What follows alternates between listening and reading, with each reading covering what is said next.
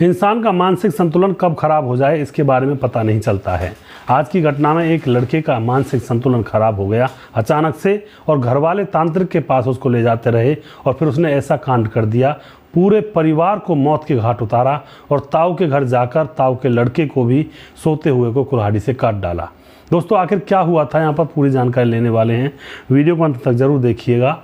नमस्कार, मैं हूं सुदेश कुमार और तिरछी बात चैनल में आपका स्वागत है। यह घटना मध्य प्रदेश के छिंदवाड़ा जिले के महुलजिड़ थाना क्षेत्र का एक बोदला गांव पड़ता है। बोदला गांव के अंदर 29 मई की रात को गांव के सारे लोग सोए हुए थे गहरी नींद में।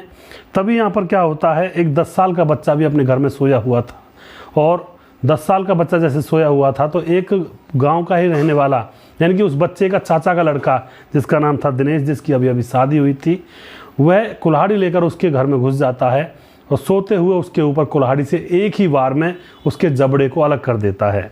उधर उसी घर के अंदर दिनेश की दादी जग जाती है, शोर मचाती है, तो एकदम से वहाँ से भाग जाता है, वरना उस घर परिवार के और भी लोगों को वह मारता। वहाँ से वह भाग जाता है। इधर गांव के लोग जग जाते हैं और देखते हैं कि इस बच्चे का तो इसने बहुत बुरा हाल कर दिया, वह तड़प रहा होता है। अब जो गांव वाले होते हैं वह दिनेश के घर पर जाते हैं उसके घर वालों को बताने के लिए कि तुम्हारे बेटे ने क्या कृत्य किया है। घर पर जाते हैं, देखते हैं दरवाज़ा बंद है, लाइटें बंद हैं, आवाज़ लगाते हैं लेकिन कोई भी घर में नहीं बात करता, बोलता नहीं है। तो गाँव वाले उस घर के अंदर कूदते हैं चार दीवारी फांद करके, और घर के अंदर जाकर देखते हैं तो घर के अंदर उस घर का मालकिन यानी कि माता पिता दिनेश की एक छोटी बहन 16 साल की, दिनेश का भाई, दिनेश की भाभी और दिनेश का एक भतीजा था 4 साल का, और दिनेश की खुद की पत्नी जिससे उसकी 7 दिन पहले शादी हुई थी। ये सभी लोग अपनी अपनी जगह पर सोते हुए मरे पड़े हुए थे। दोस्तों अब गांव वाले पूरी तरह से परेशान कि आखिर यह पूरा नृशंस हत्याकांड हुआ तो हुआ कैसे। पुलिस को तुरंत फ़ोन कर दिया जाता है। पुलिस आती है रात को 3 बजे ही, एकदम पुलिस भी अलर्ट हो जाती है कि एक इंसान ने रात को अपने घर के सारे लोगों को ख़त्म कर दिया और अपने ताऊ के लड़के को सोते हुए ख़त्म कर दिया।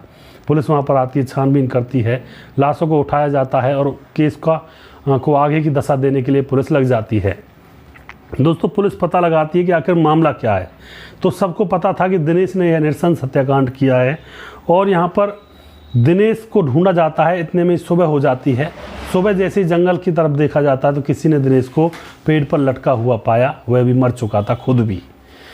दोस्तों दिनेश की शादी 7 दिन पहले हुई थी, और शादी जैसे दिनेश की तय हो जाती है तो दिनेश के दिमाग में कुछ हो जाता है, उसका मानसिक संतुलन खराब हो जाता है और अब उल जलूल हरकतें करने लगता है। दिनेश का एक दोस्त होता है, वह बताता है पुलिस को कि शादी से एक रात पहले मैंने दिनेश को बाहर रास्ते में देखा था, उसके हाथ में कुल्हाड़ी थी और कुत्तों के पीछे कुल्हाड़ी लेकर भाग रहा था। मैंने उससे कहा कि दिनेश क्या हुआ, तो वह बात नहीं करता है और वह वापस से कुल्हाड़ी को लेकर चला जाता है। यानी कि वहाँ पर बताता है कुत्ते भौंक रहे थे तो उनके पीछे कुल्हाड़ी लेकर दिनेश भागता है। अब यहाँ पर पुलिस समझने लगी थी कि उसका मानसिक संतुलन खराब हो ही चुका था। उसके बाद दूसरे दिन शादी होती है, और शादी होने के बाद किसी को कुछ भी पता नहीं था दिनेश की जो मानसिक हालत है वो ख़राब है, क्योंकि वो बात बड़ी समझदारी भरी कर रहा था। शादी होने के बाद दुल्हन घर के अंदर आती है, लेकिन दिनेश की बातें अब घर वालों को उल्टी सीधी लगने लगती हैं, तो दिनेश को तांत्रिक के यहाँ दिखाया जाता है। तांत्रिक उल्टी सीधी बातें करता है तो वह और ज़्यादा पागल हो जाता है। अब यहाँ पर शादी के 7 दिन पूरे हो जाते हैं। रात को सब सोए हुए थे, वह अपनी पत्नी के पास सोया हुआ था। खड़ा होता है, कुल्हाड़ी लेता है, अपनी पत्नी की नृशंस हत्या करता है। माता पिता के कमरे में जाता है, उनको काट डालता है कुल्हाड़ी से। भाई के कमरे में जाकर और अपने भाभी और अपना छोटा सा 4 साल का भतीजा था उसको काट दिया, अपनी 16 साल की बहन को काट दिया। उसके बाद वह अपने ताऊ के घर भी जाकर उन सबको मारना चाहता था। ताऊ के घर पहुँच जाता है, ताऊ का छोटा लड़का था, और उसके ऊपर वह वार करता है और उसके जबड़े को एक ही वार में अलग कर देता है। लेकिन उसको लोग हॉस्पिटल में ले जाते हैं, लेकिन अब तक शायद हो सकता है वह मर चुका हो, क्योंकि वार ही बहुत भयंकर था। उसके बाद वह ताऊ के घर वालों में और भी मारता, लेकिन इतने में उसकी दादी वहाँ पर जग जाती है और कहती है कि दिनेश तू यहाँ पे क्या कर रहा है। तो वह यह देख करके भाग जाता है और गाँव से बाहर जाकर पेड़ से फांसी लगाकर मर जाता है।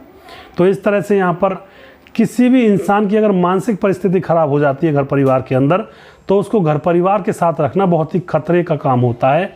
उसका इलाज करवाएं, ट्रीटमेंट अच्छे से करवाएं, वरना उसको बांध के रखें, नहीं तो वह कुछ भी कर सकता है।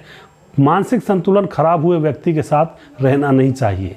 दोस्तों वह कभी भी कुछ भी कर सकता है, उसका कोई कुछ नहीं लगता, क्योंकि वह बौद्धिसन में होता है, उसको सोच समझ खत्म हो जाती है और वह किसी का कत्ल भी कर दे तो उसको कोई महसूस नहीं होता है। तो सावधान रहें, सतर्क रहें। ऐसी बीमारी घर के अंदर किसी को है तो उसको या तो हॉस्पिटल में एडमिट करवाएं, घर पर भी अगर वह रहता है तो उसको बांध कर रखें, वरना कुछ भी हो सकता है। अगर आपको हमारा वीडियो अच्छा लगता है तो इसको शेयर जरूर कर दिया करें। अगला प्रोग्राम बहुत जल्दी फिर से लेकर आऊँगा, तब तक आप खुश रहें, सावधान रहें। जय हिंद, जय भारत।